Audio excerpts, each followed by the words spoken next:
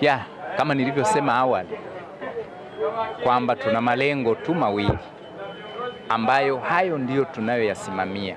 Lengo la kwanza kabisa, tunatafuta ubingwa wa soka la nchi hii. Inawezekana, tunao uwezo.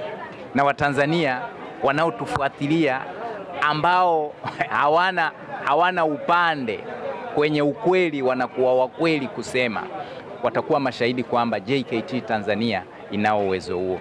Na tukifeli hilo, lengo la pili ndilo hilo tulilosema kwamba tuwe miongoni mwa timu 4 za juu ambazo zinakuwa na uwakilishi katika mashindano ya CAF.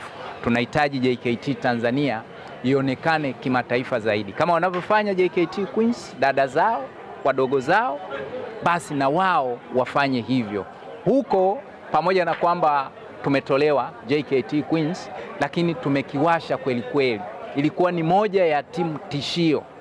Timu ambayo ilikuwa ikienda kucheza uwanjani, watu roho zinakuwa juu. Lakini Mungu akupenda, tukatolewa katika hali hiyo na kila mmoja akashangaa. Leo hii timu ambayo tulicheza nayo na wakaja kusawazisha dakika ya 87 kwa penati ambayo pia tukuielewa vizuri, iko fainali.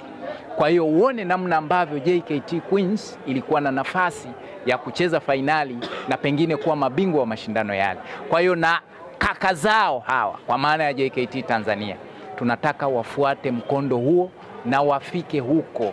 Si tu kwa maneno hivi, wafike huko kwa vitendo, na kweli waende wafanye kazi kweli kweli, na wao waogopwe kama ambavyo JKT Queens kwa sasa katika soka la wanawake Afrika wanaogopa.